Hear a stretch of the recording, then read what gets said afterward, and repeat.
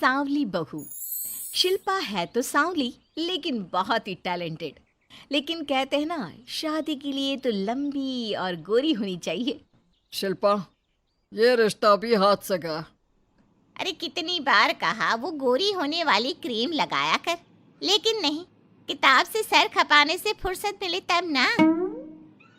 तू ही क्यों नहीं इसके लिए उपटन तैयार कर देती? शर्मा जी की बेटी का कम रेट में कितना अच्छा रिश्ता हुआ है। इसकी तो उम्र के साथ ही लड़के वालों की डिमांड भी बढ़ी जा रही है। शिल्पा को ये बातें अब बुरी नहीं लगती थी। लगे भी क्यों, बचपन से सुन जो रही थी वो ये सब कुछ। उसके लिए ये तो मात्र एक कान से सुनना और दूसरे कान से निकाल देने वाली बात थी। फिर एक रोज, पापा पापा मेरी नौकरी लग गई है। वाह, अच्छा, कहाँ बेटा? न्यूज़ चैनल में पापा, खबरों को लिखना होगा। हाँ, वैसे भी तेरे जैसी सांवली शक्ल की लड़की को कौन पर्दे पर आने देगा, क्यों? चल, 4 पैसे कमाने लायक हुई है तो लड़के वालों को बोल देंगे कि कमाती भी है, फिर शायद कोई कर ले शादी। हाँ सही कह रहे हैं। वैसे बेटा कल शाम को एक लड़का और आने वाला है, उसे भी देख लेना। शिल्पा को इस बार गुस्सा आ जाता है। अच्छे न्यूज़ चैनल में नौकरी लगने की खुशी भी माँ पापा के चेहरे पर नहीं दिखती। अगले रोज ऑफिस से शिल्पा घर आती है तो सामने बैठा होता है हिमांशु। हिमांशु शिल्पा को देखता है तो पहली नज़र में तो वो उसे पसंद नहीं आती, लेकिन फिर भी फॉर्मेलिटी तो करनी थी। हाँ, ओके, तो क्या शौक है तुम्हारे और खाने में क्या क्या बना लेती हो? मुझे पढ़ने लिखने का शौक है, खाना बनाना नहीं आता, बिल्कुल भी नहीं आता। पर फिर भी क्योंकि ये रिवाज है कि बहू को खाना बनाना होता है तो थोड़ा बहुत बना लूँगी, लेकिन उतना ही वक्त किचन को दे पाऊँगी जितने में मेरा काम, मेरी नौकरी सफ़र ना हो। बाकी भूख तो तुमको भी लगती होगी, तो खाना बनाने की जिम्मेदारी दोनों की ही होगी, है ना? शिल्पा बोले जा रही थी। अब तक जिन लड़कियों से हिमांशु मिला था, शिल्पा उन सब से अलग थी। वो ऐसी ही तो लड़की चाहता था। शिल्पा से बात करने के बाद, ठीक है, फिर शादी 2 महीने बाद करेंगे। वो क्या है ना, खाना बनाना भी तो सीखना होगा ना। मुझे मंजूर है। शिल्पा को भी हिमांशु अच्छा लगने लगता है। दोनों की शादी हो जाती है, लेकिन शादी के बाद से ही हिमांशु का परिवार शिल्पा के रंग को लेकर कई बातें बनाता। क्या बात है हिमांशु, क्या कमी हो गई थी जो ऐसी काली सी बहू ले आया? काली काली तो नहीं है। हाँ, मेरी शिल्पा का रंग हल्का सांवला है। वैसे आप तो कृष्ण की भक्त हैं, जानती है ना, उनका रंग भी सांवला था। अब सांवले रंग के कृष्ण की पूजा तो सांवली मेरी बीवी खराब कैसे? बात तो सही भी थी। क्यों सांवला रंग खराब माना जाता है? शिल्पा पति का तर्क सुन रही थी। थोड़ी देर के बाद, क्या बात है, शब्दों का जादू आ गया। क्या तर्क दिया आपने सांवले रंग के समर्थन में? तो क्या तुम ही पत्रकार हो? अरे तुम्हारा पति भी कम नहीं है। शिल्पा रोज एक नई तरक्की छू रही थी। कभी विदेश दौरा तो कभी बड़े बड़े लोगों का इंटरव्यू। एक दिन, सुनो, आज का दिन बहुत खास है, मैं मुख्यमंत्री जी का इंटरव्यू लेने जा रही हूँ। अरे वाह, क्या बात है, सही है यार। तभी ससुर आ जाते हैं। बहू, थोड़ा मेकअप भी कर लेना, वरना काली काली फोटो सब जगह आएगी।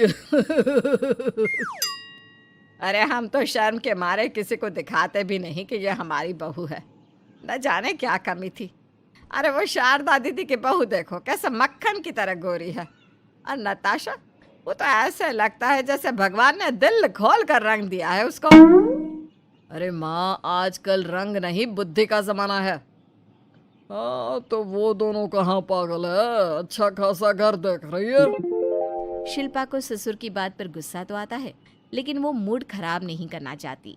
वो तो बस तैयारी करती है कि जल्दी से अच्छा सा मुख्यमंत्री का इंटरव्यू हो जाए और दुनिया देखे।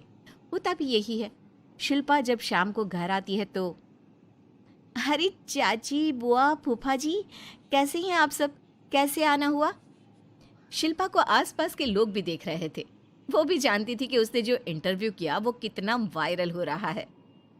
अरे बहू, बड़े लायक हो तुम, औरत होकर दुनिया की इतनी जानकारी। कितनी समझ है तुम्हारे अंदर। वाह वाह बहू, तुमने तो हम सबका सीना गर्व से चौड़ा कर दिया।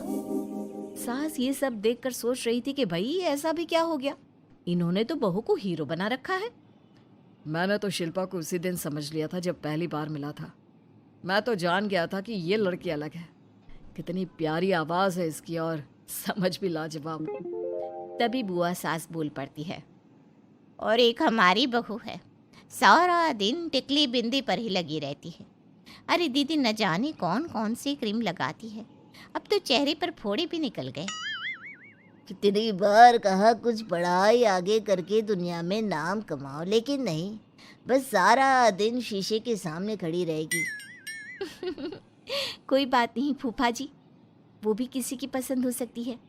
हम लोगों का क्या, एक काम अच्छा कर दिया तो पूछ लिए गए, नहीं तो जमाना तो गोरी सूरत की ही तारीफ करता है। क्यों माँ जी? हाँ हाँ, वो क्या है ना, मैं ज़रा पानी लेकर आती हूँ, तू बैठ बहू। हाँ हाँ बहू, तू तो बैठ।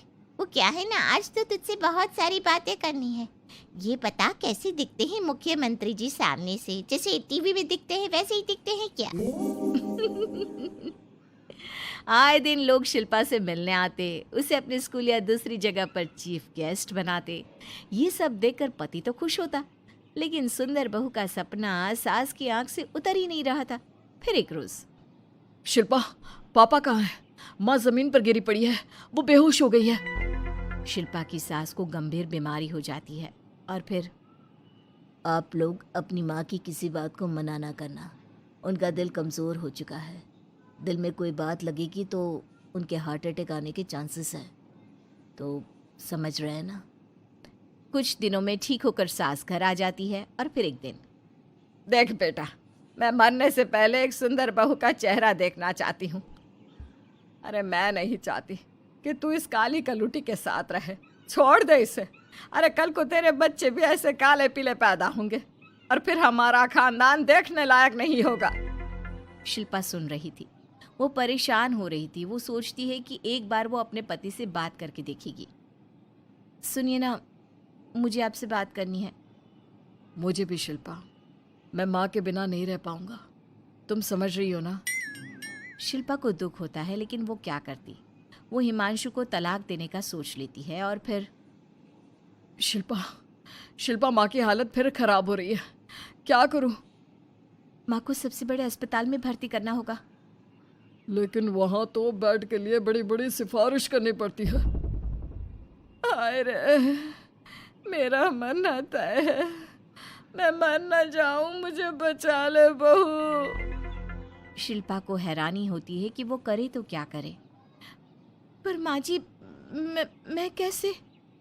बेटा, मुख्यमंत्री जी से बात कर ले, उनसे बड़ी सिफारिश किसकी हो सकती है?